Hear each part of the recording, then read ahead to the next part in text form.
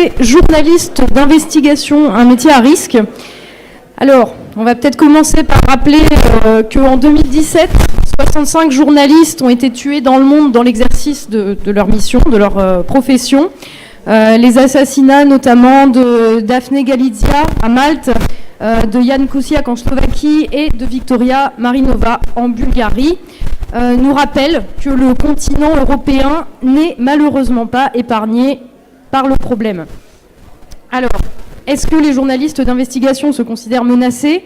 Comment est-ce qu'ils peuvent se protéger pour faire éclater une vérité qui dérange ? On a avec nous pour témoigner Antoine Deltour. Antoine Deltour, tu étais auditeur chez PricewaterhouseCoopers au Luxembourg. Tu es l'auteur de la fuite de plusieurs centaines d'accords fiscaux à l'origine du scandale LuxLeaks. Les documents que tu as fait sortir détaillent un système qui permet aux firmes multinationales d'échapper à l'impôt, en tout cas presque. Ça a déclenché plusieurs initiatives politiques européennes pour une plus grande justice fiscale, mais tu as quand même fait l'objet de poursuites judiciaires, on va revenir là-dessus pendant le débat. Le 11 janvier 2018, tu as été relaxé par la Cour de cassation du Luxembourg, qui t'a décerné le statut de lanceur d'alerte, officiellement. Et tu sièges désormais au conseil d'administration de la fondation The Signals, qui vient en aide aux lanceurs d'alerte, que tu représentes ici à ce salon.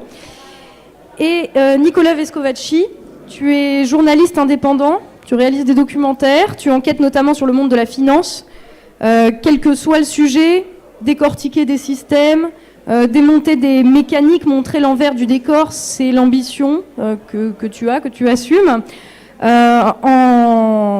Et les lanceurs d'alerte sont des sources indispensables à ton travail. En 2015, tu as co-réalisé un film sur le Crédit Mutuel CIC, diffusé sur France 3 après avoir été annulé, censuré, on va dire le mot, par Canal+.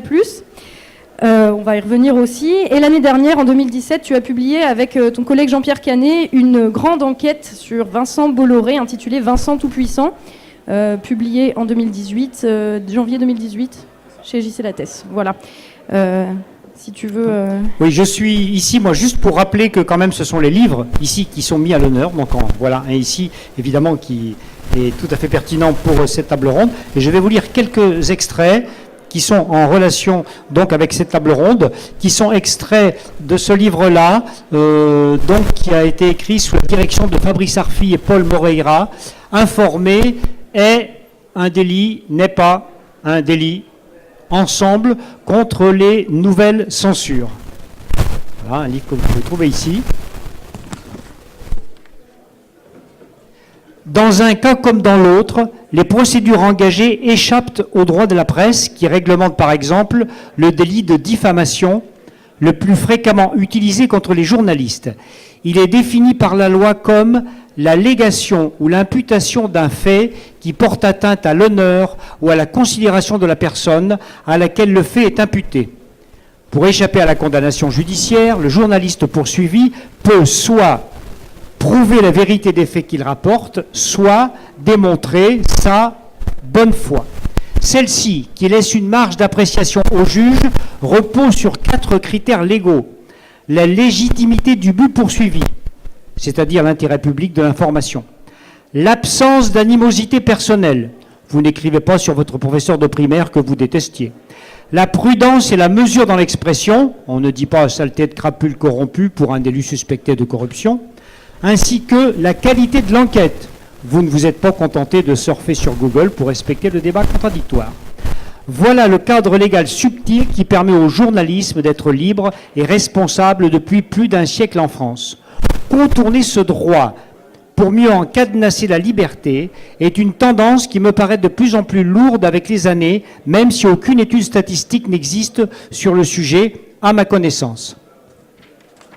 Voilà, ça c'était donc un extrait de Fabrice Arfi, Le droit et le travers, un extrait donc de Christophe Labbé et Olivia Recassas dans l'enfer du secret défense.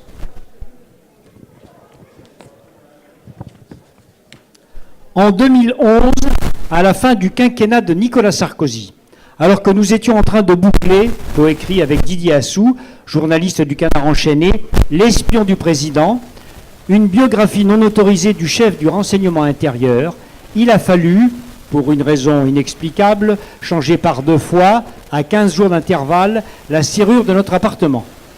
Le serrurier appelé à la rescousse avait alors diagnostiqué une tentative d'effraction exotique. La plainte déposée dans la foulée ne débouchera officiellement sur rien. Plus tard, au fil de nos investigations, nous en apprendrons un peu plus sur les missions Condor, nom de code des fameuses opérations spéciales de la DCRI, dont la dizaine de déclinaisons puisait dans le répertoire ornithologique du colibri à la cigogne. Ces opérations viennent d'être légalisées par la nouvelle loi sur le renseignement adoptée le 24 juin dernier. Désormais, la DGSI, la Direction générale de la sécurité intérieure, qui a succédé à la DCRI, pourra légalement, en dehors de toute procédure judiciaire, sonoriser des appartements, des bureaux, des voitures et siphonner le contenu des ordinateurs. Certains plaideront qu'il y a moins d'hypocrisie à légaliser ces pratiques qu'à les tenir secrètes.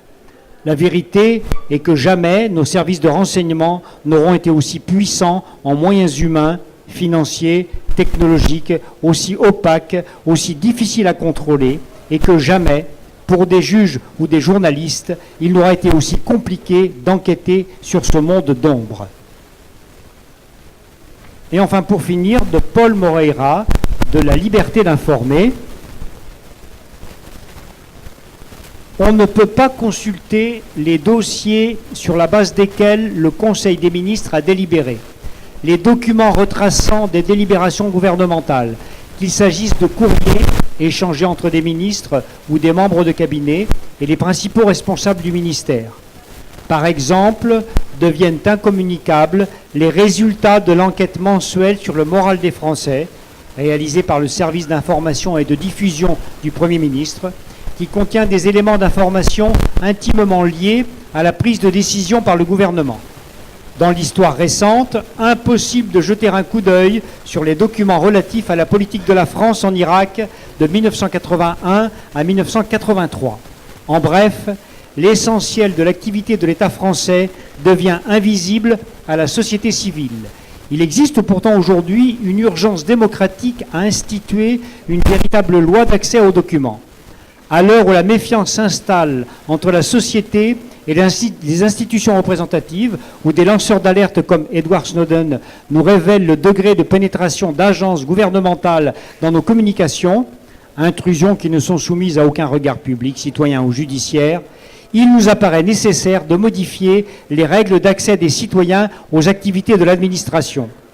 Alors que les théoriciens de la conspiration n'ont jamais rencontré autant d'échos dans la jeunesse, s'appuyant précisément sur l'opacité pour dessiner des chimères qui peuvent accoucher du pire, il y a urgence.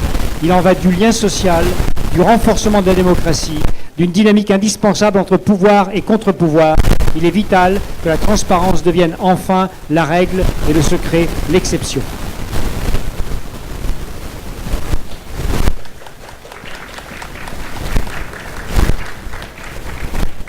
Merci beaucoup. Alors on va rentrer dans le vif du débat avec une question d'abord pour Nicolas Vescovaci. Je vais partir d'une citation du journaliste Pierre Péan, qui est auteur notamment de révélations sur le rôle de la France dans le génocide au Rwanda et sur l'activité grassement rémunérée de Bernard Kouchner dans les années 2000, qui dit, lui, qu'il ne se reconnaît pas sous le vocable de journaliste d'investigation.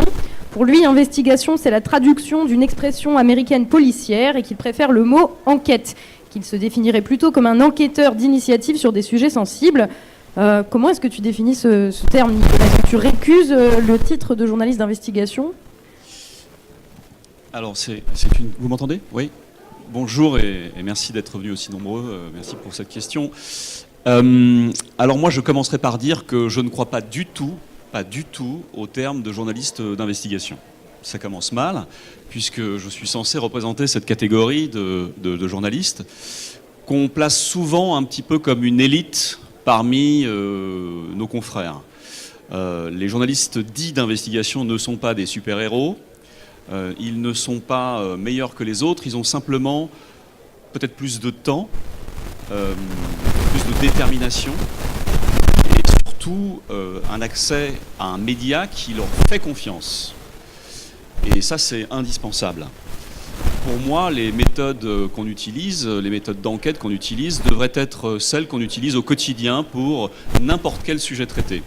C'est pour ça que je ne vois pas de spécificité dans le travail dit d'investigation que nous menons, que ce soit pour un bouquin sur Bolloré, un film sur les LuxLeaks ou voilà, un papier politique. On utilise les mêmes méthodes. On fait du contradictoire, on révèle des infos, on va à la rencontre des gens que nous ciblons dans nos enquêtes pour essayer de porter aussi leurs paroles. Donc le terme d'investigation, il est accolé effectivement à beaucoup de choses. Moi, je ne le récuse pas, mais je ne m'y reconnais pas vraiment, en fait. Quand je faisais de la radio ou quand je faisais de la presse écrite régionale, je faisais des petites enquêtes à mon niveau, dans un petit journal local ou dans une radio locale, mais je faisais mon métier de la même manière, en fait. Aujourd'hui, c'est simplement le temps et le luxe que j'ai. Et le temps est un luxe de pouvoir mener certaines investigations assez loin. Pour toi, c'est vraiment le métier du journaliste, en fait, de faire de l'investigation. Oui, on est journaliste, c'est notre métier de révéler des infos et de faire le contradictoire quand il est nécessaire, et il est quasiment tout le temps nécessaire. Ok, merci. Antoine, alors toi, c'est un cas un petit peu différent. Tu as confié des documents confidentiels donc, que tu as emportés lors de ton départ de PricewaterhouseCoopers à Édouard Perrin, qui est un journaliste de Cache Investigation, justement. Et il les a utilisés, en fait, il en a utilisé certains pour une émission diffusée en 2012 sur France 2. Et ensuite, c'est le consortium international des journalistes d'investigation qui a accédé aux documents, qui les a analysés et publiés à la suite en 2014. Et c'est ça qui a déclenché le scandale international connu sous le nom de LuxLeaks. Donc concrètement, s'il n'y avait pas eu de journalistes d'investigation, même si le terme est plus ou moins approprié, plus ou moins récusé, est-ce que tu aurais pu publier ces documents et quel rôle est-ce qu'ils ont joué et à ton avis, quel rôle ils ont dans la société ? Ils ont un rôle absolument... bonjour à tous et merci pour l'organisation de ce salon. Ils ont un rôle absolument essentiel, tout simplement parce que sans journaliste, tu n'aurais pas eu cette affaire. C'était pas possible. Parce que le lanceur d'alerte, quand il découvre une information, là, en l'occurrence les pratiques fiscales des multinationales au Luxembourg, n'a pas les moyens de lui-même porter une alerte seul. J'ai tenté de le faire, j'ai écrit un commentaire sur un blog, j'ai pris la parole à la radio, mais à une heure tardive et sans impact, sans conséquences derrière. Et quand j'ai obtenu les documents, de la même manière, j'étais impuissant parce que je ne suis pas fiscaliste, j'étais incapable de tous les interpréter, de tous les analyser. Et ma première tentative, ça a été d'aller rencontrer des ONG spécialistes du sujet et qui elles-mêmes étaient impuissantes parce que face à une telle quantité d'informations, finalement, la seule chose à faire, c'est de susciter un débat. Et ça, c'est le rôle des journalistes. Et là, je trouve qu'il y a un rapprochement à faire avec les universitaires qui peuvent aussi collecter des informations parfois d'un intérêt public extrêmement élevé.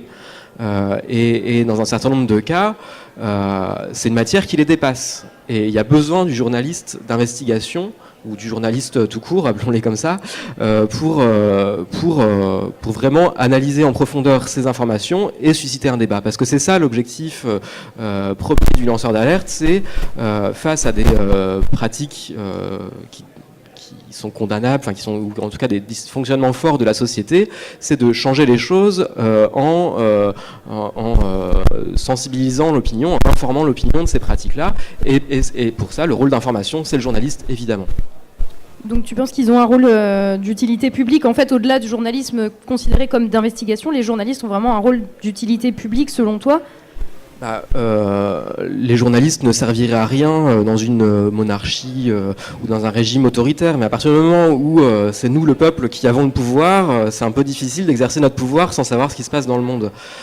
Et donc, effectivement, c'est au cœur de la démocratie, le rôle du journalisme est vraiment au cœur de la démocratie. T'es d'accord, Nicolas ?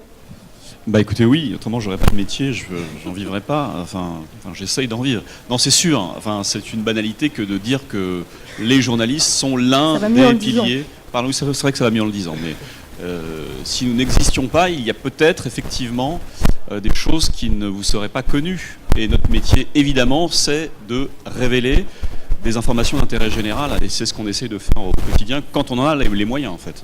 Oui. Après, on imagine quand même que même dans une démocratie, il y a des gens qui ont, des gens ou des personnes ou des entreprises qui ont intérêt ou qui n'ont pas intérêt plutôt à ce que vos enquêtes ne sortent. Donc, quelle protection aujourd'hui en France on a quand on est journaliste, pas forcément d'investigation, mais en tout cas quand on mène des enquêtes, quand on est lanceur d'alerte, de quelle protection on peut bénéficier ? Vous parlez de protection juridique ? Juridique, légale, ouais. D'abord, en tant que simple journaliste, quand vous travaillez sur une enquête, vous allez droit aux faits, droit aux sources, pour essayer de comprendre le sujet et de savoir si vous pouvez en tirer un papier, une enquête radio, une enquête télévisée, et voir si ces infos que vous avez récupérées sont d'intérêt général ou pas. Vous faites donc votre métier tout simplement au plus près des faits, des sources.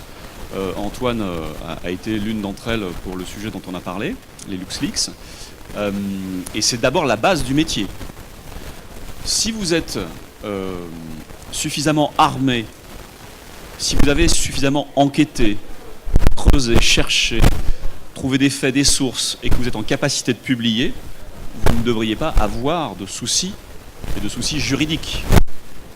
Puisque, tout à l'heure on l'a rappelé dans l'introduction, une enquête est quasiment inattaquable si elle est sérieuse, contradictoire, dénuée d'animosité vis-à-vis de la cible, entre guillemets, visée.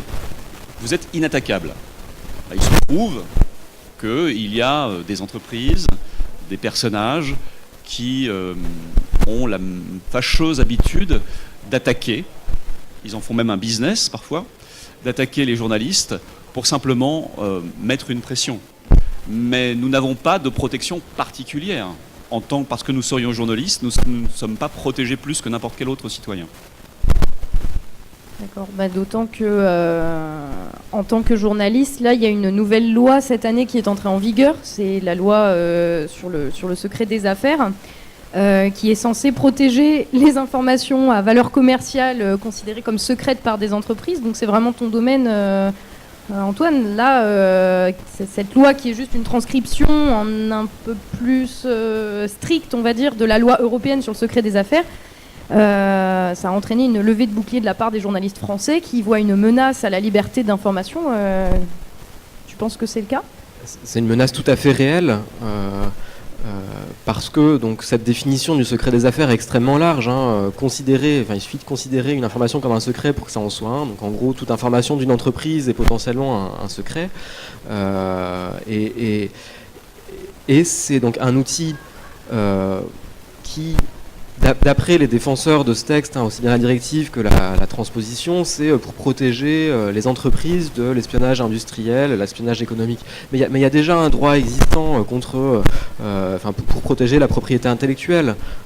Et donc on peut pas comme ça s'approprier la propriété intellectuelle d'une entreprise. Et ce qui préoccupait aussi beaucoup les défenseurs de ce texte, c'est la réputation des entreprises. Et vous vous rendez compte, si on peut mobiliser des informations issues des entreprises, mais on craint vraiment pour leur réputation. Imaginez l'image du nucléaire, si on sait vraiment ce qui se passe chez EDF. C'est ça un peu la crainte. Mais c'est, je veux dire, cette crainte n'a pas lieu, parce que si c'est des informations réelles, c'est normal que la réputation soit dégradée, et si les informations sont fausses, c'est de la diffamation, et ça je veux dire, les entreprises sont déjà protégées contre la diffamation, donc quelque part, il n'y a pas besoin de protéger plus qu'auparavant les informations issues des entreprises. Et donc là, moi, je me questionne encore aujourd'hui sur la raison d'être de cette loi. Et en tout cas, ce que je sais, c'est qu'elle peut être instrumentalisée à l'encontre de la liberté d'informer. Et ça a été le cas dans l'affaire LuxLeaks, puisque ça a été l'un des outils juridiques employés pour s'attaquer aux lanceurs d'alerte. J'ai été inculpé, entre autres, pour violation de secret des affaires. Et Édouard Perrin, donc le journaliste à qui j'ai confié les documents, a été inculpé de complicité de violation de secret des affaires. Et donc, c'était déjà dans la loi luxembourgeoise à l'époque. Effectivement. Donc, c'est vrai que parfois on dit si la loi sur le secret des affaires avait existé, il n'y aurait pas eu d'affaire LuxLeaks. C'est pas vrai, parce que en fait, au Luxembourg, il y avait déjà une loi sur le secret des affaires avant la transposition de la directive, et ça nous a pas empêché de. Mais par contre, le fait qu'il y ait déjà une loi sur le secret des affaires au Luxembourg, ça nous a valu d'être traînés au tribunal. Donc voilà, c'est vraiment l'illustration du danger que peut faire porter cette loi sur le rôle des lanceurs d'alerte et des journalistes. Nicolas, tu es d'accord ? Alors, je vais revenir un tout petit peu sur la chronologie, parce que c'est vraiment très important. Sur le secret des affaires, c'est un sujet que mes camarades et moi, au sein du collectif Informer n'est pas un délit, nous avons mené pendant que nous menons depuis 3 ans. Et là aussi, si on revient sur la chronologie, c'est assez intéressant. En fait, c'est M. Macron lui-même, en tant que ministre de l'économie, qui a essayé de placer dans sa loi sur l'économie au début 2015 un petit amendement sur le secret des affaires pour protéger toute information détenue par une entreprise. Quelques journalistes et une avocate, à ce moment-là, se sont mobilisés contre cet amendement. Nous avons rencontré tout de suite M. Macron, ministre de l'économie, avec son équipe, et nous l'avons fait plier. En quelques jours, il s'est rendu compte que cet amendement était liberticide. Et il a retiré l'amendement de sa loi. La loi a été évidemment votée, sauf que ce que nous ne savions pas à l'époque, c'est que le Parlement allait transposer le Parlement européen s'apprêtait à voter une directive européenne qui était initiée par la Commission européenne. M. Macron le savait et nous ne le savions pas. Ce qui veut dire que M. Macron a sciemment laissé tomber une disposition française, sachant qu'il savait pertinemment que la directive européenne serait votée et serait transposée dans le droit français. Quand le débat est arrivé au Parlement européen, nous nous sommes mobilisés pour éviter la transposition de cette directive. Le Parlement européen a voté cette directive et M. Macron s'en est tout de suite emparé dans une procédure accélérée pour qu'elle soit transposée en droit français, ce qui a été le cas en moins de 6 mois.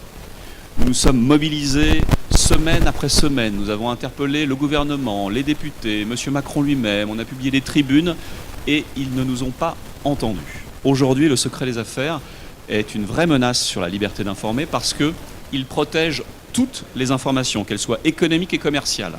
Et c'est l'entreprise aujourd'hui qui peut décider ce qui relève ou pas du secret des affaires. Autant vous dire que tout relève du secret des affaires.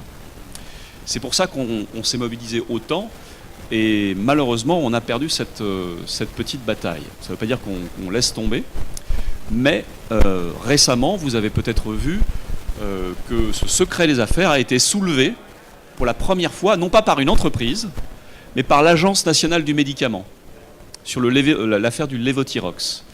L'Agence nationale du médicament, agence d'État, a empêché non pas la révélation, mais la publication de certaines informations demandées par un avocat qui défendait une cliente atteinte d'une maladie qui peut-être était causée par ce médicament qu'elle prenait. Eh bien, c'est donc une agence d'État qui a soulevé pour la première fois ce secret des affaires, empêchant la sortie de ces informations. Voilà pourquoi on est inquiet. Ce secret des affaires aussi est une inquiétude parce qu'il permet aujourd'hui à toute entreprise de judiciariser toutes nos enquêtes avant même que l'information soit publiée. C'est-à-dire que comme nous faisons le contradictoire, nous allons vers les entreprises ou les personnes ciblées pour leur dire « Voilà, nous avons ça, cette information, qu'avez-vous à dire ?» Eh bien, une fois que vous faites ça, évidemment, vous abattez vos cartes sur la table. et vous donnez une partie des informations à la personne que vous ciblez. Et donc à partir de là, une entreprise, aujourd'hui, pourra vous poursuivre en justice, ou nous poursuivre en justice. Je dis vous, nous, parce que nous sommes tous associés dans cette histoire. Ce n'est pas réservé simplement aux journalistes, c'est réservé à tous ceux qui sont dans la capacité de publier, de révéler des informations. Chercheurs, ONG, membres d'associations, journalistes, on est tous dans le même bateau. C'est pour ça que c'est un sujet important. Le grand public n'en est pas forcément totalement conscient. Malgré ce qu'on essaye de faire à notre niveau, on n'a pas véritablement on n'a pas réussi à faire que ce sujet soit au cœur des débats. Mais on lâche pas l'affaire et c'est vraiment un sujet très important. Pardon d'avoir été un petit peu long. Non, mais c'est super intéressant. Merci beaucoup. Et d'ailleurs, c'est pas en plus comme si certaines entreprises ou certains intérêts privés se privaient avant même la loi sur le secret des affaires d'attaquer en justice dans des procédures extrêmement longues, extrêmement coûteuses, en demandant des dommages et intérêts absolument faramineux à des gens pour violation du secret professionnel, violation de secret d'affaires. Antoine Deltour, justement, toi c'est exactement ce qui t'est arrivé. Tu as été attaqué en justice pour alors c'est vol domestique, violation du secret professionnel, violation de secret des affaires et blanchiment. Et toi, Nicolas, tu as été attaqué par Bolloré, qui a déposé une plainte pour dénigrement et qui t'a demandé 700 000 € de dommages et intérêts. Vincent Bolloré, on précise au passage qu'il en ce moment est en procès contre à peu près une vingtaine de journalistes. Je crois que le terme consacré dans la profession, c'est procès bâillon, des trucs dont ces grosses entreprises, en l'occurrence Bolloré, ils savent que ça aboutira pas, mais c'est long, on va le dire clairement, c'est très chiant et c'est très coûteux, et le but c'est que le journaliste ou la personne qui a révélé le secret ne puisse pas s'en relever. Donc comment est-ce qu'on vit ça quand on est lanceur d'alerte en fait, ou journaliste, si tu veux Le gros risque, c'est l'autocensure. Quand on voit les menaces qui pèsent, c'est extrêmement dissuasif. Et on a tous à y perdre, parce qu'un lanceur d'alerte qui se tait, c'est des informations qu'on ne reçoit pas en tant que citoyen, et donc des pratiques qui perdurent. Et donc c'est extrêmement dangereux. Et donc la réaction, moi, je m'en suis bien tiré. Donc je suis un exemple qui montre qu'on ne doit pas se laisser dissuader par ces représailles, parce que ça peut bien se terminer. Après, j'ai eu plutôt de la chance quand même. Il faut voir par rapport à d'autres lanceurs d'alerte, c'est souvent leur situation est quand même beaucoup plus difficile. Mais là, en l'occurrence, ce qui a joué en ma faveur, c'est principalement le fait que j'ai été très largement soutenu. Et notamment grâce à la couverture médiatique, en fait, parce que l'affaire a été révélée par le consortium de journalisme d'investigation, qui a tout de suite donné beaucoup de visibilité à l'affaire. Et donc, quand je me suis manifesté comme étant à l'origine de la fuite de documents, ça a été plus facile de mobiliser des soutiens. Et ces soutiens ont été très très nombreux. Et en fait, c'est grâce à ça que je m'en suis sorti, parce qu'il y a un comité de soutien qui s'est mobilisé, dont peut-être certaines personnes dans la salle font partie, et qui ont notamment animé une pétition, collecté rassemblé des organisations, des personnalités pour ma défense, mais surtout au service des enjeux de fond qui étaient la justice fiscale et la protection des lanceurs d'alerte. C'était aussi plus une question de principe qu'une question du sort d'une personne, quoi. Et donc tout ça, ça a pesé dans le débat judiciaire, et ça a aussi permis tout simplement de financer la défense judiciaire, parce que sans ce soutien du public pour financer la défense, j'aurais dû vendre une maison que je n'avais pas pour payer mes avocats, et du coup je sais pas comment j'aurais fait. Voilà. Donc paradoxalement, en fait, presque c'est le fait de révéler les affaires, de faire tomber le voile sur certaines pratiques qui permet d'être protégé contre les conséquences de ça, et contre les gens qui ont des intérêts particuliers et qui ne voudraient pas que ça se sache. Je dirais que c'est un peu plus, c'est pas toujours aussi simple. Moi, je pense sincèrement que la meilleure des protections pour les lanceurs d'alerte, l'idéal, c'est de rester anonyme. Alors, je sais que tout le monde n'est pas d'accord sur ce salon à ce sujet, mais n'empêche que tant qu'une source d'un journaliste n'est pas connue, elle ne craint rien. Quand on ne sait pas d'où vient la fuite, elle n'est pas inquiétée. Et moi, en tout cas, mon intention de départ, c'était d'être une source d'un journaliste et de le rester, quoi. Et c'est parce que il y a une enquête interne qui m'a identifié et que j'ai fait l'objet de poursuites que j'ai dû sortir de l'anonymat. Et je pense que c'est seulement quand le lanceur d'alerte est déjà dans de sale drap qu'il faut de manière très réfléchie, se poser la question de savoir si sortir vraiment publiquement, avoir une stratégie un peu de foncer dans le tas, ne peut pas être protecteur. Et c'est pas toujours le cas. Il faut bien faire attention à ça, parce qu'il y a aussi beaucoup de lanceurs d'alerte dont le nom a été publié et qui restent quand même dans des situations cauchemardesques. Mais dans un certain nombre de cas, et je pense que j'en suis un exemple, Irène Frachon aussi, le fait d'avoir été médiatisé a empêché d'être trop traîné dans la boue, quoi. Parce que l'objectif d'un procès, c'est de faire un exemple et de dire aux autres salariés qui auraient des scrupules, voyez le sort qu'on réserve aux lanceurs d'alerte, réfléchissez-y à 2 fois. Et le fait qu'on soit médiatisé, ça met de la pression et ça empêche de faire un exemple en catimini, quoi. Si on est trop traîné dans la boue et que ça se sait, on peut pas le faire, quoi. Bon, alors les journalistes évidemment sont des cibles, comme le deviennent malheureusement aujourd'hui les lanceurs d'alerte. Celui qui incarne à mes yeux en tant que journaliste la plus grande cible à ce jour, vous connaissez Denis Robert évidemment. Denis Robert, si je ne m'abuse, a été attaqué 63 fois. Il y a eu 63 procédures contre Denis Robert. Et à ma connaissance, il a gagné tous ses procès.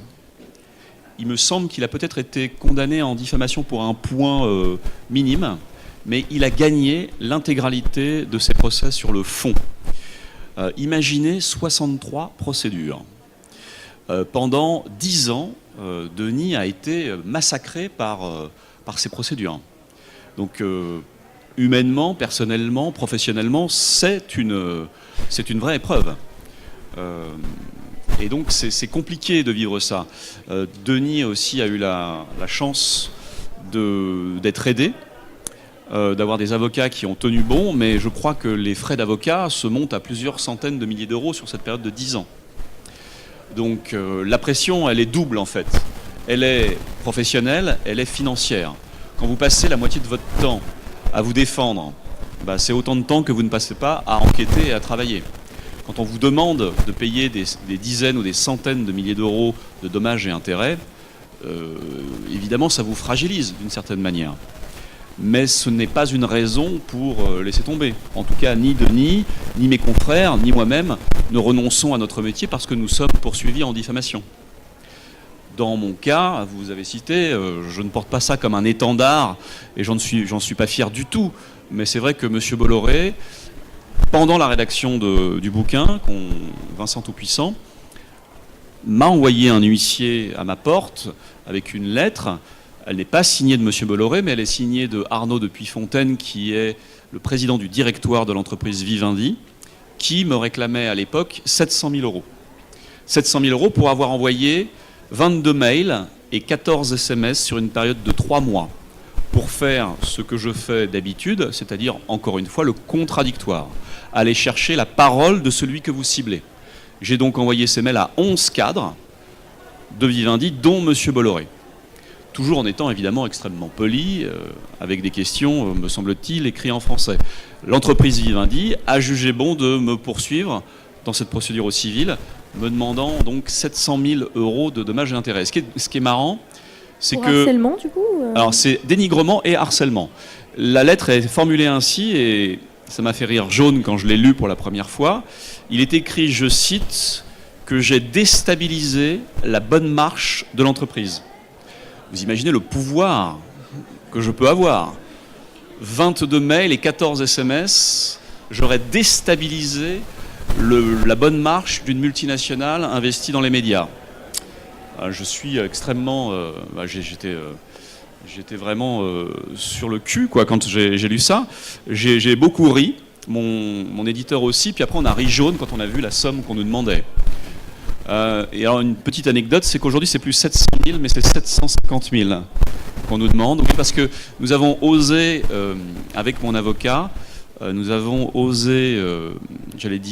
déclarer la plainte de M. Bolloré comme abusive.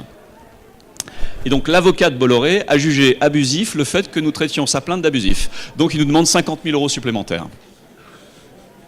Voilà, c'est juste pour l'anecdote. Et donc cette petite plainte sera jugée devant le tribunal de Paris le 17 décembre prochain. Voilà. Et donc c'est ce que nous avons appelé une procédure bâillon, c'est-à-dire en plein milieu d'une enquête. On essaye d'empêcher, de vous mettre la pression, d'empêcher la sortie d'un bouquin. On met la pression à un éditeur, on met la pression à 1 ou 2 ou 3 journalistes. Et on fait tout pour que l'enquête ne sorte pas. Bon, ça n'a pas marché sur ce coup-ci. Mais ça aurait pu marcher. Enfin, imaginez la tête de ma femme quand je lui ai dit que M. Bolloré me réclamait 700 000 balles. Bon, eh ben, écoutez, elle n'était pas enchantée. Bon bref, c'est ajouté à cette procédure une nouvelle procédure maintenant en diffamation qui a été engagée par M. Bolloré sur la base du bouquin. Il y a maintenant quelques mois, nous en avons pris connaissance il y a à peu près 3 semaines. Et donc M. Bolloré ainsi que sa holding Bolloré SA, ainsi que Bolloré Logistique, qui est la plus grosse société du groupe Bolloré, qui se charge de la logistique portuaire, des transports et autres activités. Donc ces 3 entités portent plainte en diffamation sur 50 passages du bouquin. Étonnamment, dans les passages qui sont cités par M. Bolloré comme étant diffamants, aucun ne mentionne l'enquête que nous avons faite sur la stratégie financière de M. Bolloré. Rien sur ses relations avec les policiers. Rien sur sa relation avec l'abbé Grimaud. Si vous n'avez pas lu le bouquin, vous irez voir et vous verrez comment nous détaillons précisément comment cet abbé s'est transformé un peu comme son directeur de conscience, voire son directeur éditorial. Rien là-dessus. Tous les passages cités sont des passages qui relèvent de notre histoire avec le Crédit Mutuel, ce fameux film que nous avions réalisé il y a 3 ans. Il y a une quinzaine de passages qui contestent la censure. Eh bien, nous apporterons point par point à M. Bolloré, avec tous les éléments, des témoignages et des éléments nouveaux pour, une fois pour toutes, démontrer que M. Bolloré a bien censuré en direct ce film. Les autres passages concernent la relation présumée avec M. Sarkozy, d'intérêt ou d'affaires. Et enfin, évidemment, pas mal de passages sur l'Afrique, mais le temps voulu, le moment venu, nous démontrerons point par point que l'enquête est sérieuse, que nous sommes de bonne foi et que nous n'avons aucune animosité envers M. Bolloré, ce qui est la simple vérité. Merci pour ces informations. En fait, tout ça, j'ai l'impression que ça pose quand même un petit peu la question des relais de ces intérêts-là, en l'occurrence Bolloré, mais bon, on peut parler de pas mal d'autres entreprises. Ça pose la question de leur relais dans le monde politique, parce que manque de bol, c'est les politiques qui font passer les lois, et notamment là, la loi sur le secret des affaires, comme tu le disais si bien tout à l'heure. Est-ce que vous pensez qu'il y a aujourd'hui une collusion, alors pas en mode théorie du complot, machin, mais est-ce qu'il y a, à l'heure actuelle, une certaine collusion, un peu du copinage entre le monde des affaires, certains intérêts privés, et le milieu politique? Et quelles conséquences, en fait, sur votre indépendance vis-à-vis des pouvoirs politiques et économiques, ce qui, je rappelle, est quand même la base du métier de journaliste. Donc. Je pense qu'il n'y a plus aucune séparation entre le pouvoir politique et économique. À partir du moment où la priorité politique est l'emploi, ce qui peut être légitime, hein, je veux dire, il y a une convergence totale des intérêts. Au nom de l'emploi, on est prêt à tout. Moi, je viens de Lorraine, on est prêt à enterrer des déchets nucléaires qui seront radioactifs à Bure pendant des milliers d'années, hein, peut-être au-delà de l'existence de l'espèce humaine. On est prêt à ça pour quelques emplois, voilà. Et bon, c'est qu'un exemple. C'est pas au nom de l'emploi, c'est au nom de la croissance, qui est encore pire. Oui, bon, c'est la croissance, voilà. Et bon, c'est qu'un exemple qui m'éloigne un peu de mon sujet de l'alerte, mais c'est pour dire que structurellement, je veux dire, là, il y a plus de séparation des intérêts politiques qui sont pourtant théoriquement censés réguler les acteurs économiques. On n'est plus dans ce schéma, on est dans un libéralisme qui est sans frein, hein, donc ça donne ce que ça donne, on peut le voir tous les jours. Et pour revenir sur un exemple que je connais mieux, dans un pays comme le Luxembourg, il y a une proximité telle, compte tenu de l'échelle du pays, entre les personnes, hein, les personnes physiques, politiques et économiques, qu'il y a un mélange des genres le plus total. Quand le Luxembourg rédige sa réglementation fiscale, c'est pas des hommes politiques qui le font, c'est d'abord des fiscalistes qui vont conseiller le gouvernement sur comment attirer de nouveaux capitaux, et parce que c'est les seuls experts en la matière. Donc là, et je pense que moi je donne l'exemple du Luxembourg parce que c'est avéré, mais et que je le connais, mais c'est pareil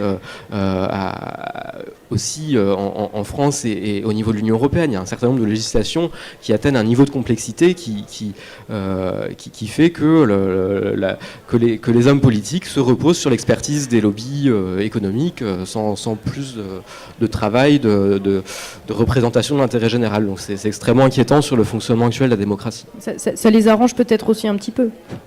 Non ? Alors, sur la proximité entre les hommes politiques et les hommes d'affaires, bon, bah écoutez, pas besoin de faire de grands discours pour vous dire que oui, il y a une proximité.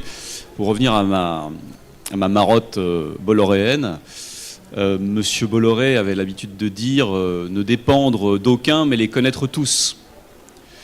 Et à gauche comme à droite, Monsieur Bolloré, pendant 40 ans, a développé des liens politiques au plus haut niveau de l'État. Allez, pour ne citer que Monsieur Hollande, sans revenir sur la période Sarkozy que vous connaissez tous, à l'Élysée, Monsieur Bolloré avait un ami. Il était conseiller du président de la République. Bernard Poignant était, sous une charpente de l'Élysée, le conseiller de Monsieur Hollande pendant tout son quinquennat. Et dès que Monsieur Bolloré avait une question à poser au chef de l'État, eh bien, ou un rendez-vous à passer, Monsieur Poignant était là pour relayer les intérêts de Monsieur Bolloré. D'ailleurs, il ne s'en cache pas, il me l'a dit dans son bureau, sous la charpente de l'Élysée, quand il y était encore. Donc les liens sont directs. Un enregistrement de ça. Monsieur Poignant a été, comment dirais, le relais de Monsieur Bolloré pendant 5 ans auprès de François Hollande. Il n'y a pas de doute là-dessus. Il se trouve que Monsieur Bolloré n'a pas besoin de Bernard Poignant pour parler à François Hollande. Mais il se trouve que Monsieur Poignant est le conseiller de Hollande pendant 5 ans. Et que Bernard Poignant mange des crevettes tous les mois de septembre à la table de Bolloré en Bretagne. Bon, bah, voilà, les choses sont dites, elles sont claires.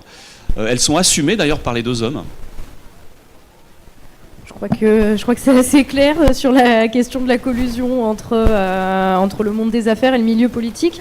Ça pose une autre question qui me paraît quand même assez importante, c'est celle du coup du rôle des médias et notamment des médias de service public dans cette affaire-là. Et ça me fait penser à, on va dire, une censure peut-être pas directe, qui ne dit pas forcément son nom, hein, qui ne va pas être juste de la déprogrammation, comme ça a été le cas pour ton documentaire sur le Crédit Mutuel CIC, ou des attaques en justice, mais par une baisse des budgets. Voilà, hein, on va citer l'exemple de France Télévisions qui a été bizarrement, après un cache investigation, victime d'une réduction extrêmement drastique de ses budgets, moins 50 millions d'euros, et aussi de personnel. Hein. Il était prévu moins 10 journalistes sur une équipe d'une 50aine, sur les équipes de cache investigation et complément d'enquête, comme par hasard. Et suite au bras de fer entre la rédaction et la direction, finalement, ce sont seulement 3 postes qui ont été supprimés.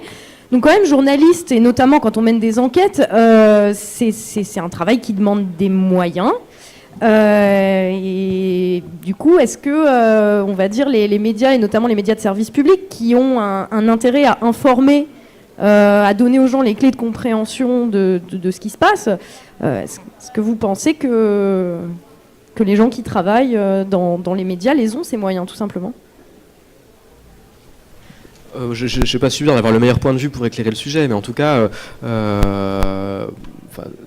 je pensais en écoutant la question aussi au poids des publicitaires, qui peut être une pression considérable sur le journalisme d'investigation. Alors, c'est pas une pression. Enfin, ça relève aussi de la même menace que la réduction des financements publics. Et actuellement, on peut considérer aussi que la question du financement du journalisme est liée aussi au prix que nous sommes prêts en tant que citoyens à payer pour cette information.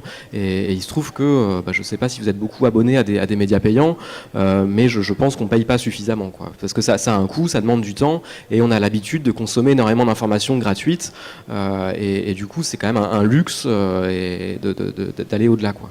Mais là, en l'occurrence, pardon, c'est juste sur la question de France Télévisions, on paye déjà une redevance qui a priori risque d'augmenter assez drastiquement, même pour les gens qui n'ont pas la télé. Mais la question en fait de la distribution de ce budget de l'État, elle n'est pas entre nos mains. On peut payer plus, mais ça peut aller encore plus dans du média, on va dire, je ne vais pas citer de nom, mais vous voyez très bien de quel genre d'informations où les trucs sont balancés en direct, on reprend des dépêches, on ne vérifie pas, etc. Voilà, on n'a pas vraiment de contrôle en fait en tant que citoyen, même si on paye plus pour aller dans du journalisme. En fait, est-ce que ça ira forcément au bon endroit ? L'expérience montre que pas nécessairement, et pourtant ce rôle du journalisme, de l'information publique est quand même crucial, quoi, parce que justement c'est ce qui permet de donner des moyens importants, mais avec le biais aussi d'avoir une information qui peut être au service de l'État, hein. Enfin, c'est aussi tout le problème, quoi. Donc c'est pas la solution idéale non plus. Pour revenir sur France Télévisions va devoir couper dans ses budgets à peu près 180 millions d'euros dans les 5 années à venir. À France Télévisions, on est inquiet. Nous qui travaillons pour France Télévisions dans des sociétés de production extérieure, on est inquiet. On se demande sur quel budget les coupes budgétaires vont tomber. Vous avez mentionné la petite bagarre entre l'envoyé spécial, complément d'enquête, la direction de l'information. Bon, c'est vrai que chacun se bagarre pour garder ses budgets. Mais le groupe France Télévisions est encore l'un des derniers bastions à la télévision française où on peut mener des enquêtes, aller jusqu'au bout de nos enquêtes. Et moi j'en suis la pure preuve, puisque censuré sur Canal+, nous avons réussi à faire diffuser notre sujet sur France 3. Ça n'a pas été simple, mais France Télévisions nous a fait confiance. C'est encore l'un des derniers espaces, avec Arte un petit peu, où on peut travailler sur le long terme, mener des combats, des enquêtes, avec des moyens. Quand M. Bolloré, décidément, quand M. Bolloré s'empare de Canal+, très rapidement, l'investigation va être dynamitée, torpillée, et l'émission Spéciale Investigation pour laquelle moi je travaillais a été arrêtée. Spéciale Investigation, c'était 40 films d'enquête par an. Certains des confrères qui sont dans la salle travaillaient aussi pour cette émission. C'était la plus importante des émissions d'investigation de la télé française. Certes encryptée, certes un peu tard, mais elle permettait de diffuser énormément d'enquêtes. La fin de cette émission, c'est la moitié de l'enquête à la télévision qui disparaît. Maintenant, l'enquête, ce n'est pas que la télévision. Évidemment, vous avez de nombreux médias, Mediapart notamment, les journaux traditionnels font de l'enquête, mais c'est vrai que ça demande des moyens. Beaucoup de moyens. Nous avons encore la chance à France Télé de pouvoir mener ces enquêtes jusqu'au bout. J'espère que dans 5 ans, je pourrai vous dire la même chose. Moi aussi. Face à ça, en fait, est-ce que, là, on vient de reparler encore du bras de fer entre la rédaction et la direction de France Télévisions. Est-ce que se mettre ensemble, en fait, tout simplement, est-ce que plutôt que d'être seul face à son procès, etc., est-ce qu'il ne vaut pas mieux, finalement, en tant que journaliste, lanceur d'alerte, s'allier et profiter d'être ensemble pour réussir à faire pression avec plus ou moins de succès, mais quand même des petits succès, comme ça a été le cas à France Télévisions? Avec mes confrères et consoeurs, on se bat au sein du collectif Informer n'est pas un délit, qui regroupe des journalistes, mais pas que, tout un tas de gens qui participent à la production d'informations, qu'ils soient cadreurs, monteurs, graphistes, mais tout ça dans le cadre d'un travail journalistique. on se mobilise avec nos petits moyens. Des plateformes de lanceurs d'alerte se sont montées et essayent de pousser ces problématiques auprès du grand public. Malheureusement, encore une fois, je l'ai mentionné tout à l'heure, ce ne sont pas des problématiques dont le grand public s'empare, parce que souvent nous sommes vus comme des élites dans la défense d'un intérêt corporatiste. Après les hommes politiques, les journalistes sont quand même la deuxième catégorie la plus détestée de France. On ne nous fait pas confiance, on nous haït, on nous insulte, et donc c'est pas très réjouissant pour l'avenir. Donc on se mobilise comme on peut. Antoine, de son côté, d'autres lanceurs d'alerte font ce qu'ils peuvent. On a des convergences, on a des causes communes, on essaye à nos modestes niveaux de faire avancer ces problématiques, mais c'est pas simple. Justement, Antoine, The Signals, du coup, Oui, pour partir de l'exemple que je connais, donc le LuxLeaks, Édouard Perrin, il a été inculpé à partir d'une diffusion. C'est la diffusion du numéro de cache investigation dans laquelle il montre 6 documents, il me semble. Et après, 2 ans après, il y a eu l'ICIJ qui a utilisé les mêmes documents, mais qui a tout mis en ligne.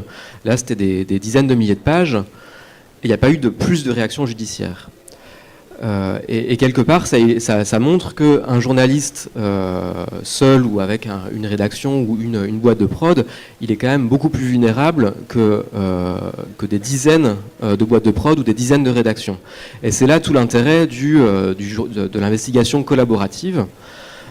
Et c'est ce que promeut The Signals Network, au nom duquel j'ai été invité cette année, donc c'est l'occasion d'en dire quelques mots. En fait, c'est donc une nouvelle fondation qui vient d'être lancée cet été, basée aux États-Unis et en Europe, et qui part du constat que la plupart des grandes révélations, des scandales importants qui ont changé la donne dans le débat public ces dernières années sont issus de lanceurs d'alerte.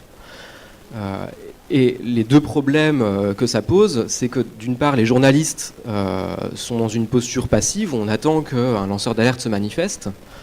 Et donc on subit l'agenda médiatique a un peu d'aléas. Et par ailleurs, ces lanceurs d'alerte font généralement l'objet de représailles extrêmement dommageables.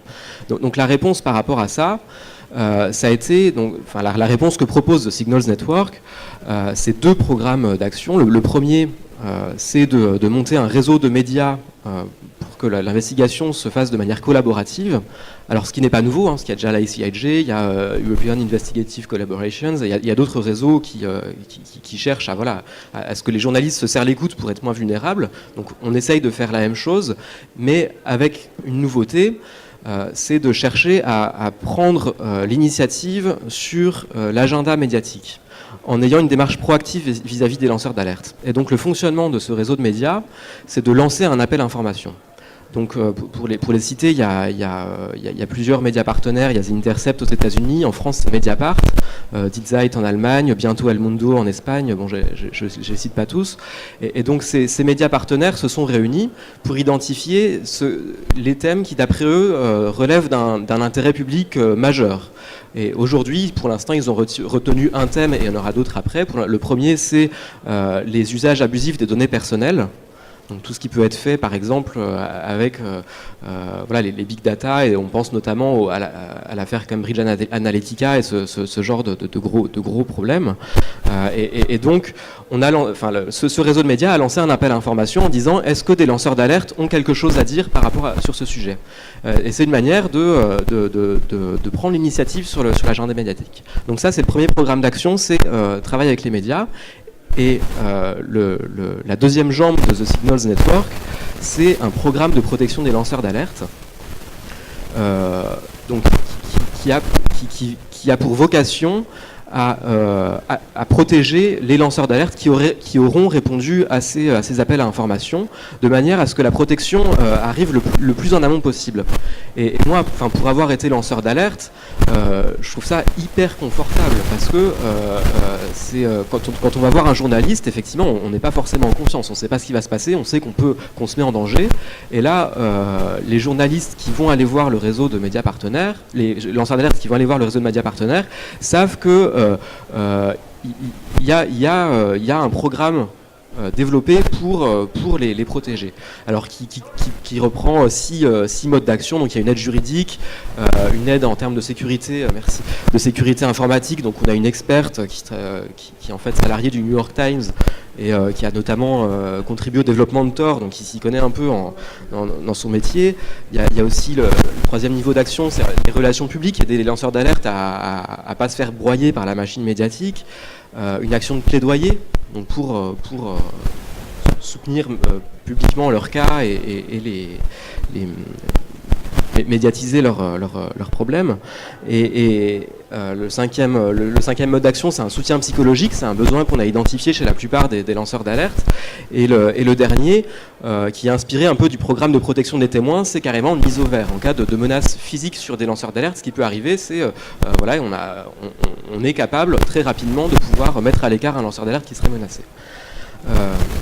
Et donc ce programme de protection, il est accordé donc aux lanceurs d'alerte qui viendraient répondre à cet appel à information, et avec l'intérêt que le The Signals Network fonctionne avec un comité composé de journalistes évidemment, hein, qui sont au cœur, mais aussi d'avocats, donc qui connaissent très bien les problématiques des lanceurs d'alerte, et on a notamment William Bourdon, Ben Wisner qui ont accompagné notamment Snowden, et également des lanceurs d'alerte. Et c'est ça qui est aussi assez nouveau dans l'affaire, c'est donc il y a moi-même, et il y a également John Kiriakou aux États-Unis, donc qui est un lanceur d'alerte issu de la CIA, qui s'est indigné des pratiques d'interrogation et qui du coup a démissionné et a lancé l'alerte à ce sujet.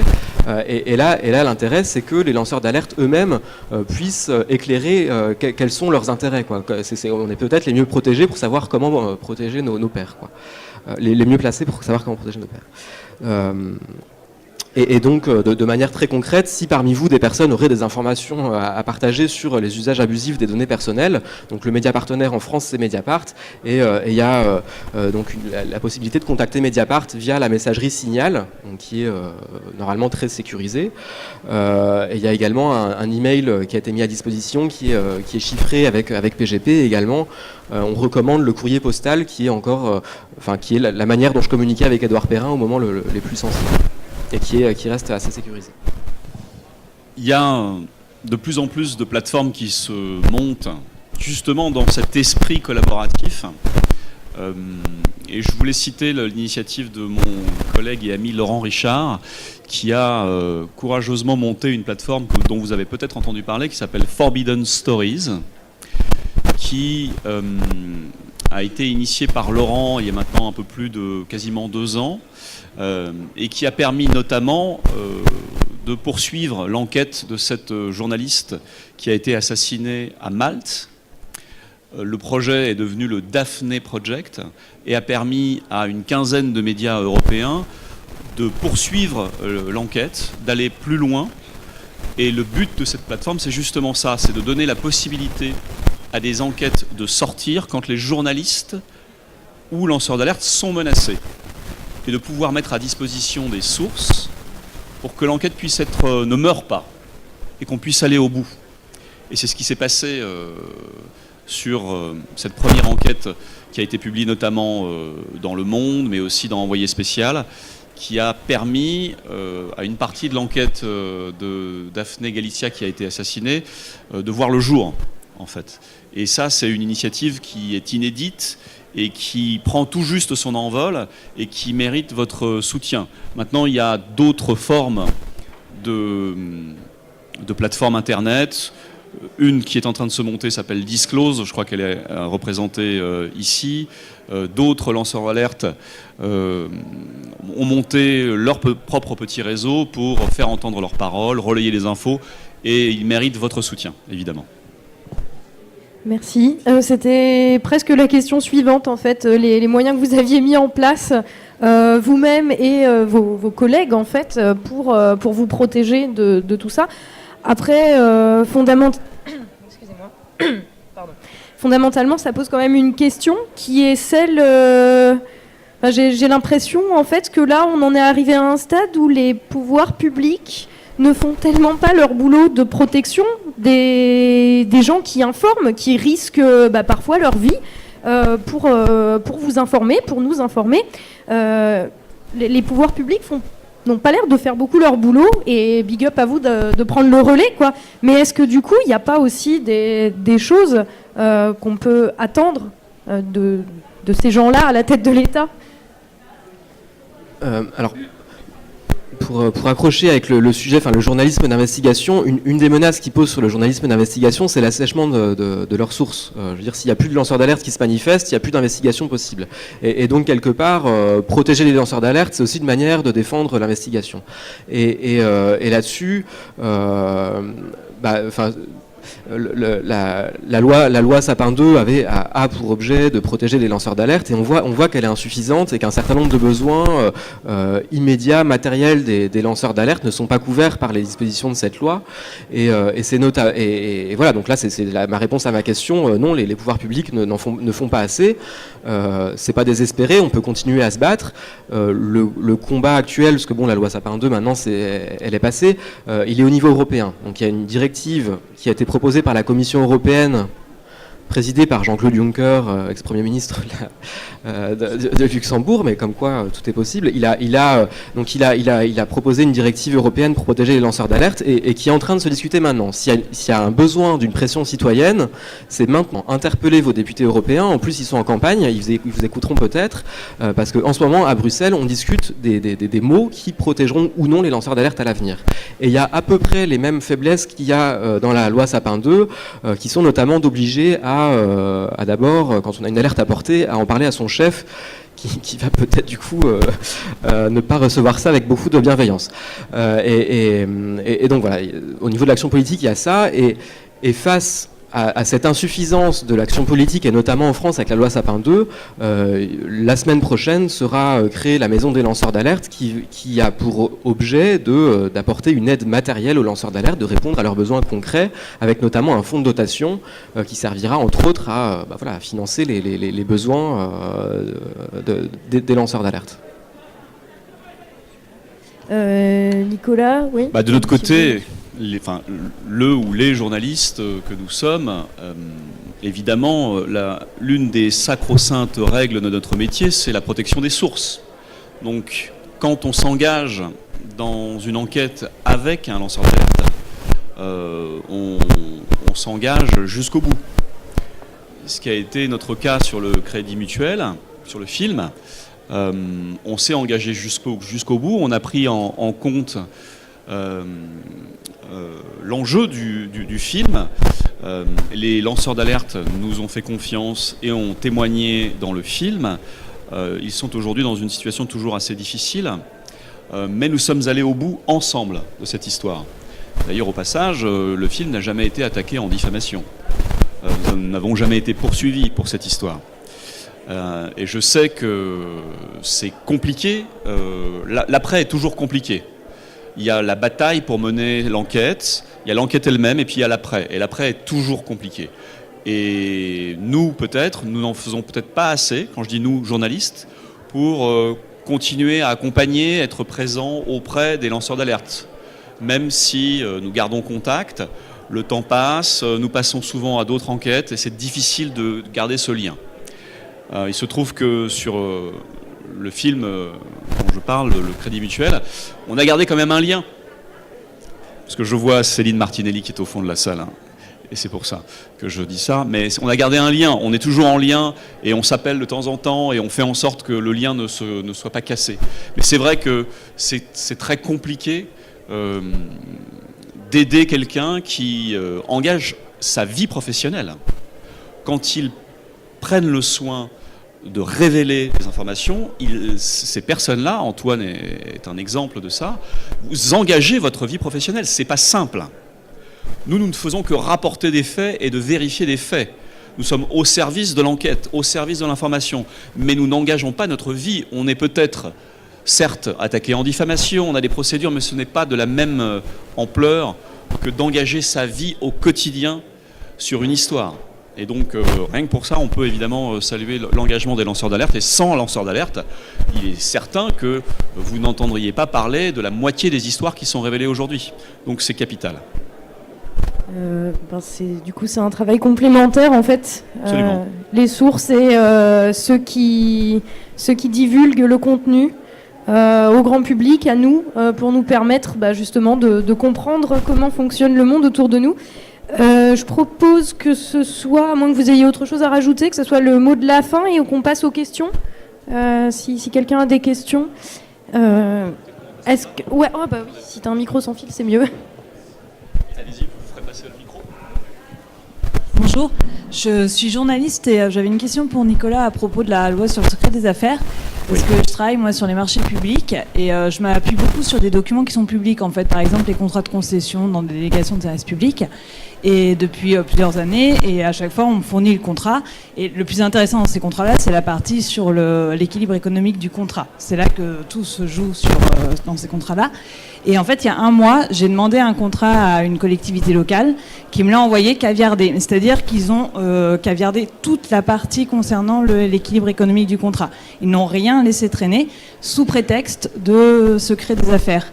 Je n'ai pas cherché plus loin parce que moi j'ai trouvé mes infos par un autre biais, donc je ne vais pas trop insister, mais je voudrais savoir si c'est un abus ou si effectivement c'est le résultat de la... Ce contrat est public ? C'est un contrat public, donc effectivement, est-ce que ça va modifier, enfin, est-ce qu'ils ont le droit de faire ça? A priori, non, c'est des contrats publics, oui. Si le document dont vous parlez est un document public, alors les informations qu'il contiennent doivent être rendues publiques. Et si vous êtes la journaliste qui avait bossé sur le document, vous auriez dû avoir accès à toutes ces informations. Maintenant, vous dites que le document a été caviardé. Mais comment ont-ils justifié ce caviardage ? Ils m'ont juste envoyé, ils m'ont envoyé le contrat par WeTransfer et dans le mail ils m'ont juste indiqué par respect du secret des affaires, nous avons caché les informations relevant du secret des affaires.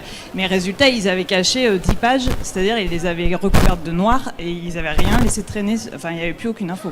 Donc vous avez un exemple là de la manière dont une collectivité publique soulève la loi du secret des affaires vraiment poussée par M. Macron pour empêcher la divulgation d'informations qui sont normalement publiques et accessibles à tous. On est bien d'accord ? Voilà, oui. Et puis en plus, moi je travaille dessus depuis plusieurs années. J'en ai eu plein des contrats de concession où ces informations-là étaient publiques. Donc ça, mais je ne sais pas si c'est un abus de leur part ou si effectivement c'est le... Aujourd'hui, de mon point de vue, c'est un abus. Si ces informations sont publiques et normalement accessibles à tous, s'ils vous ont caviardé ou s'ils ont caviardé un document, ils n'auraient pas dû le faire et ils auraient dû publier ou vous rendre public ce document dans son intégralité. Donc oui, c'est un abus. Enfin, moi, je considérerais ça comme un abus. Et juste, j'en profite parce qu'on en a parlé il n'y a pas longtemps avec Mediacité, mais du coup, j'imagine que la solution après ça, moi, si j'avais voulu aller plus loin, moi j'ai trouvé mes infos ailleurs, c'est de saisir la CADA. Et simplement pour rappeler, parce que Mediacité a fait un papier là-dessus il n'y a pas longtemps, c'est que la CADA, même quand on est journaliste, réclamer un document, ça peut prendre 9 mois. Donc il y a vraiment des... Voilà, mais simplement pour dire qu'on est vraiment, effectivement, on va se retrouver face à un mur, en fait. Tout à l'heure, on lisait en préambule un extrait du chapitre de Paul Morera consacré à ça. C'est qu'en France, contrairement aux États-Unis, les documents sont très peu accessibles. Les documents publics, j'entends. Il faut de longues procédures, faire des démarches administratives très longues, pas forcément coûteuses, mais qui prennent beaucoup de temps, beaucoup d'énergie. Et c'est pas simple d'avoir accès à ces documents. Certains documents devraient être accessibles en ligne facilement. C'est pas le cas. Et là, ce que vous soulevez, c'est un vrai problème. Si maintenant les collectivités publiques se mettent à caviarder leurs propres documents alors que ces documents sont publics, c'est un problème. Est-ce qu'il y a une autre question au fond ? On prend la question au fond et ensuite ce sera vous du coup. J'ai fait deux questions. La première, c'est sur le secret des affaires. Manifestement, le gouvernement français, suivi par le Conseil constitutionnel ou le Conseil d'État, ont été plus loin que la directive européenne.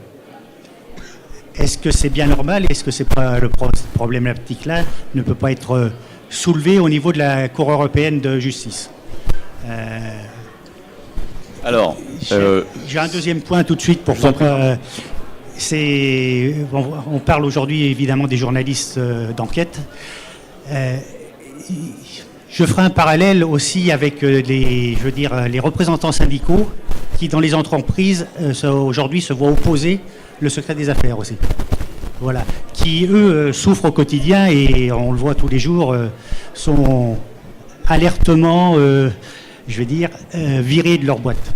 Je vais vous donner un exemple. On s'est battu sur ce point-là très précis, en lien avec de nombreux syndicats, parce qu'aujourd'hui, figurez-vous qu'en cas de plan social, de plan départ volontaire, si une entreprise décide que ce plan volontaire de départ ou ce plan social est couvert par le secret des affaires, cela empêcherait tout syndicaliste de rendre public au sein de son entreprise la réalité de ce plan social.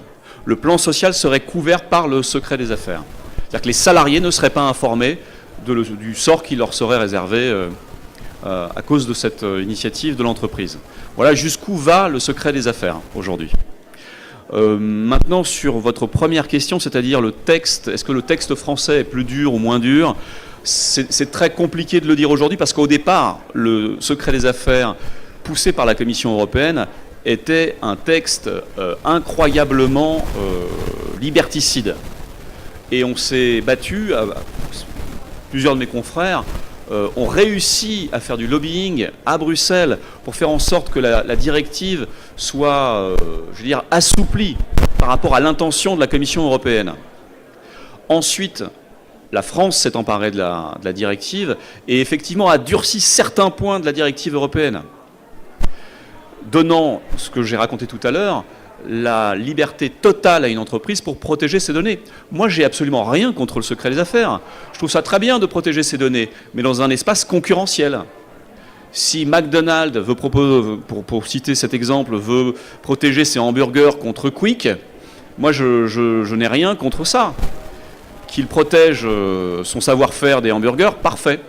Mais qu'il n'empêche pas quelqu'un au sein de l'entreprise de McDonald's de révéler certaines pratiques de l'entreprise si c'est le cas. Voilà, c'est tout le débat.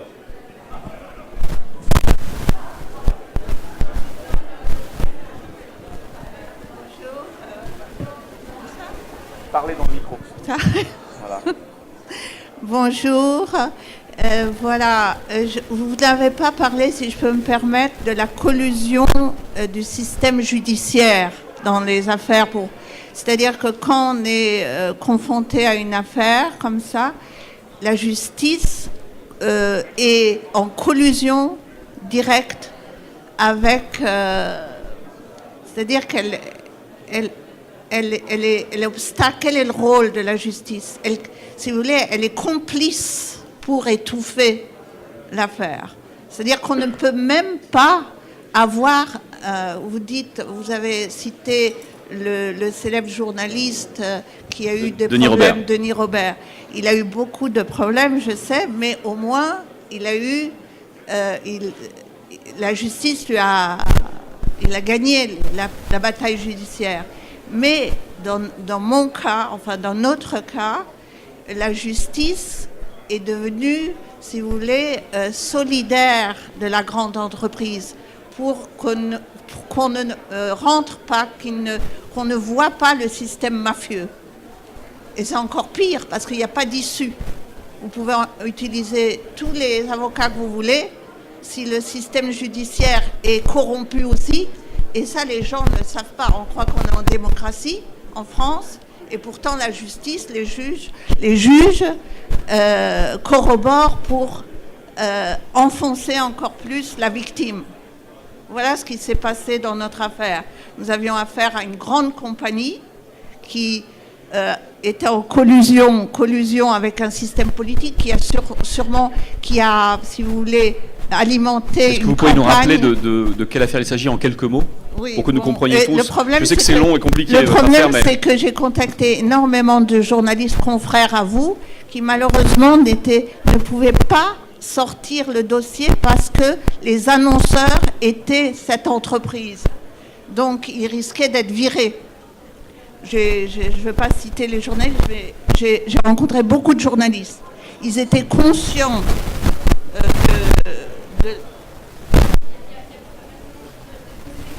Ah, d'accord. Voilà, c'est... Bah. Voilà. À ça, je ne peux rien répondre. Je ne connais pas bien votre affaire. Y a-t-il collusion entre la justice, les politiques et les hommes d'affaires ? Voilà, il faut regarder au cas par cas et c'est difficile de se prononcer comme ça de manière générale. En tout cas, de mon point de vue, je ne peux pas affirmer quoi que ce soit, en tout cas dans votre affaire. S'il y a une collusion entre industriels et gouvernement, c'est bien dans le domaine du nucléaire. Vous en avez un petit peu parlé tout à l'heure, Monsieur Deltour. Et effectivement, il y a une désinformation absolument incroyable envers la population à propos du nucléaire. Or, il y a maintenant des preuves que des résumés, des falsifications de documents sur la sûreté des centrales qui ont été avérées. Et il y a une personne d'ailleurs qui reste, qui se nomme pas, qui se dévoile pas, qui a écrit un livre sur la farce qui s'appelle La farce cachée du nucléaire en France, qui dénonce toute cette collusion et ce manque cette désinformation envers la population. Alors j'invite des journalistes qui sont intéressés par ce domaine de venir vous informer. Par exemple, moi je fais partie de l'association Sortir du nucléaire pour s'emparer de ce sujet, parce qu'il y a vraiment un manque vraiment d'informations là-dessus, quand il faut savoir que les centrales nucléaires en ce moment ont 40 ans d'âge, donc arrivent en fin de vie normalement, et que le gouvernement se propose de les faire marcher pour 20 ans supplémentaires, ce qui met en danger des régions entières, il faut le savoir. Et là, il faut vraiment faire quelque chose. Monsieur, madame les journalistes, je vous en prie, faites quelque chose là-dessus. Si on pouvait poser des questions, surtout à nos intervenants qui se sont déplacés, ça serait très sympa. Merci. Alors bonjour, merci d'abord pour tout ce que vous faites. Merci de nous ouvrir les yeux sur pas mal de domaines. Donc c'est une question pour vous trois. Vous parlez beaucoup de ce que les lanceurs d'alerte font, les journalistes font, mais nous, à notre échelle, qu'est-ce qu'on peut faire pour vous aider à améliorer justement la diffusion d'informations ?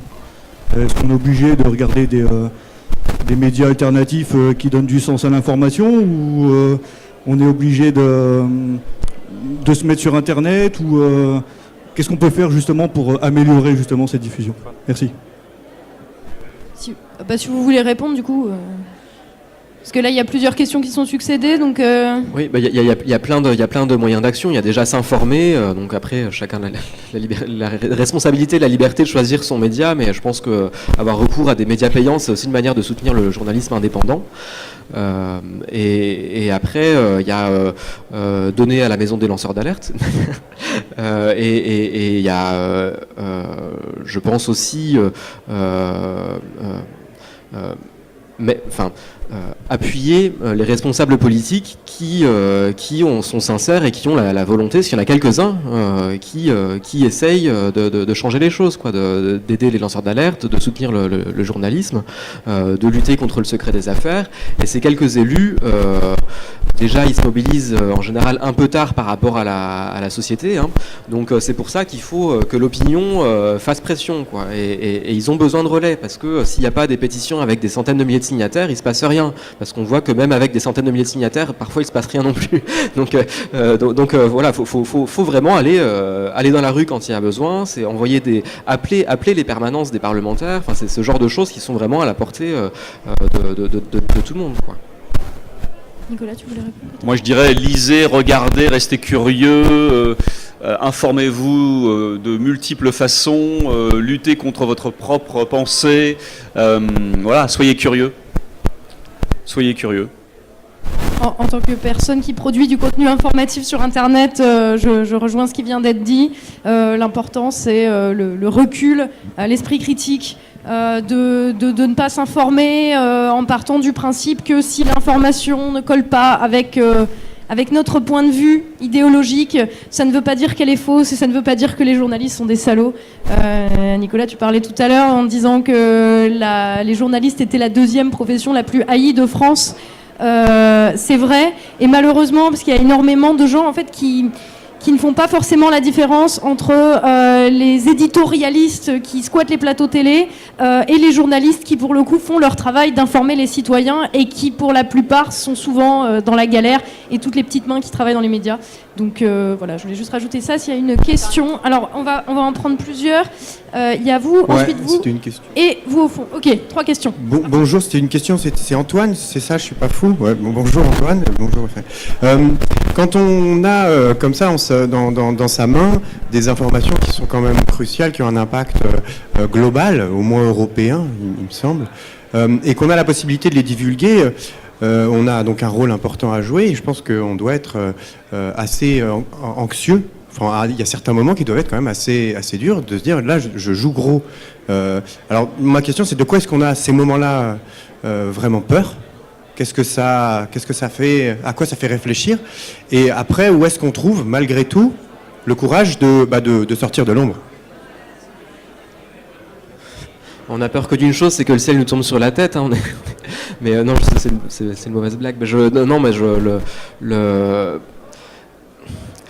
Enfin, moi, dans mon cas, c'était de l'inconscience en fait. Je savais pas que ça allait déclencher autant de répercussions, à la fois de difficultés personnelles, les poursuites judiciaires, et à la fois une telle envergure dans les révélations avec l'ICIJ.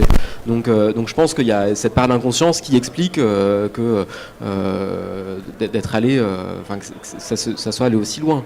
Après, il y a nécessairement, enfin quand un lanceur d'alerte passe à l'acte, il sait qu'il prend des risques. Hein. Effectivement, on n'est pas tranquille les mains dans les poches. Oui, vas-y, serre-toi, Edouard. C'est open bar. Bah non, c'est effectivement. Je sais que c'est des informations confidentielles qui peuvent.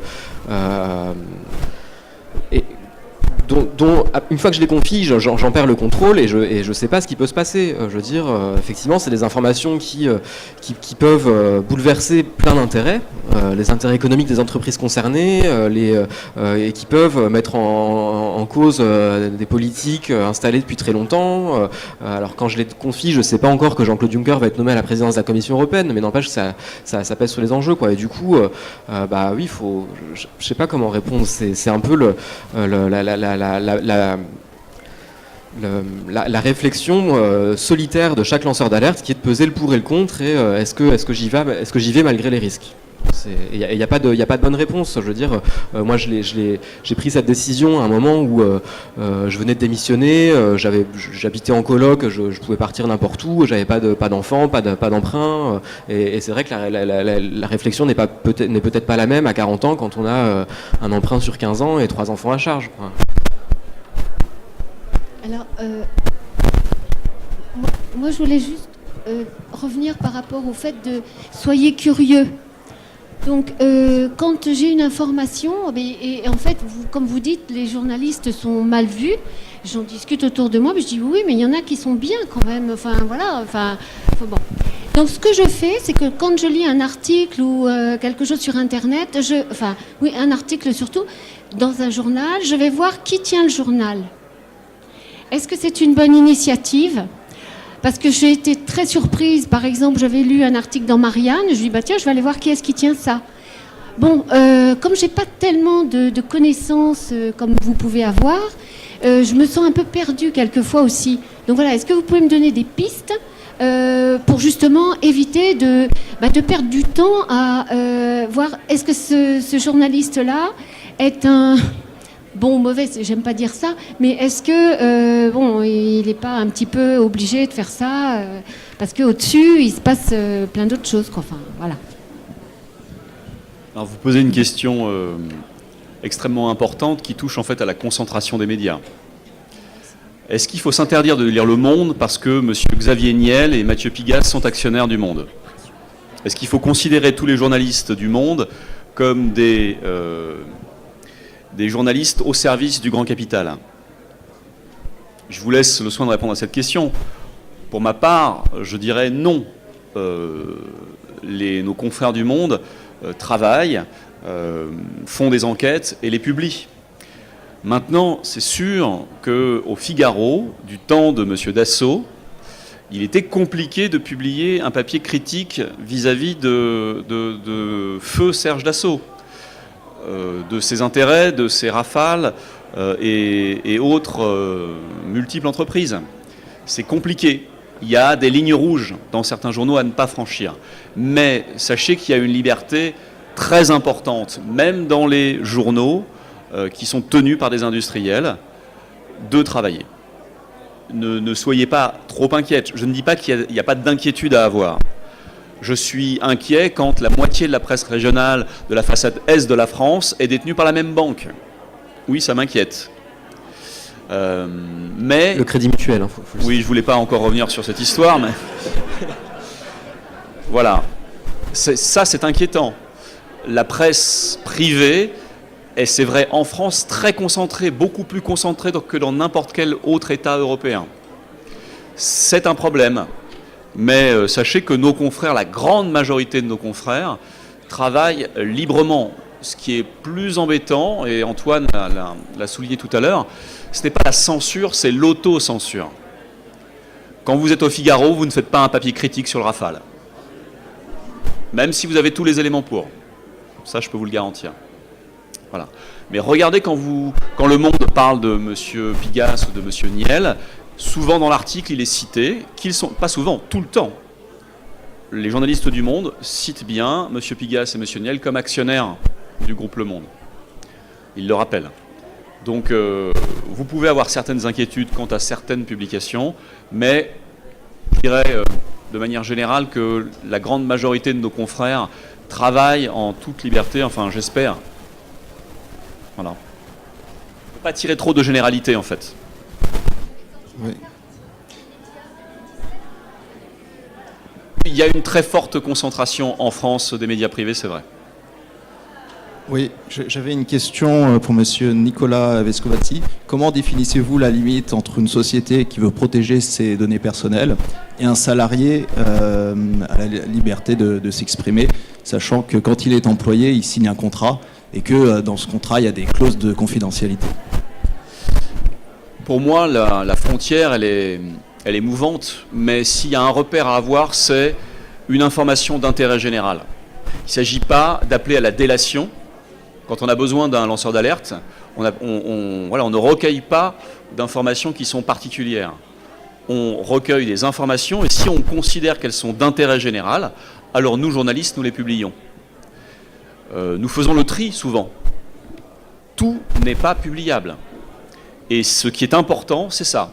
Est-ce que les informations qui sont en possession d'un salarié sont d'intérêt général? Et quand Antoine s'est posé la question, faut-il ou pas que je révèle ces informations? Je suis sûr, mais on va lui demander, qui s'est posé cette question. Est-ce que ces informations doivent être connues par le grand public? Elles sont-elles d'intérêt général? Ou sont-elles d'intérêt particulier et finalement sans véritable intérêt, sans véritable enjeu majeur? Mais c'est ça qui doit, à mon avis, guider un lanceur d'alerte et guider le travail d'enquête d'un journaliste. Oui, je confirme pleinement. En tant que lanceur d'alerte, c'est ce qui anime, c'est une indignation et donc la volonté de changer les choses. Et à partir de là, c'est c'est en général par l'information des gens qu'on a un espoir de changer les choses. Et donc c'était la volonté de susciter un débat public. Et effectivement, il peut y avoir débat public que sur un sujet qui concerne tout le monde, donc qui relève de l'intérêt général. Oui, bonjour, Louis Guarino. Je suis journaliste d'investigation pour un nouveau site d'information en ligne qui s'appelle TRM24, qui travaille sur les questions de transport et de politique européenne. Je voudrais vous poser une question, Nicolas Vescovacci, sur l'investigation à l'américaine et chez nos confrères anglo-saxons. C'est une anecdote que j'avais remarquée lorsque l'affaire des suicides de France Télécom a éclaté en France en 2011.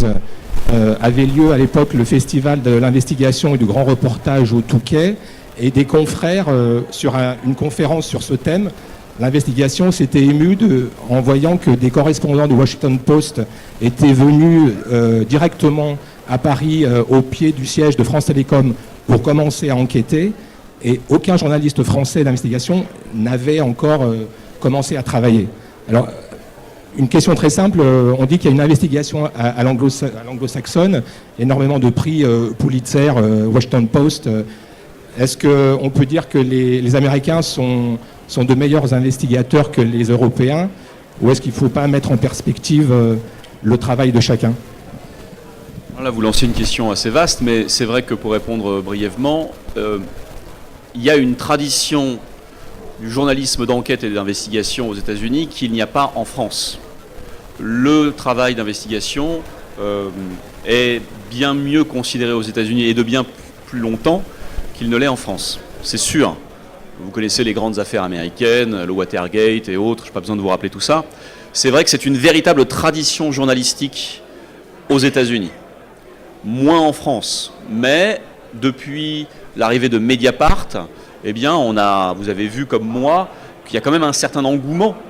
Et c'est vrai, grâce à vous, grâce à nous, un média comme Mediapart peut vivre parce qu'il est lu et aujourd'hui il est installé dans le paysage public. Maintenant, vous parlez de France Télécom, je ne connais pas bien ce sujet-là, mais effectivement, les médias américains ont aussi de tout temps eu beaucoup plus de moyens financiers pour travailler.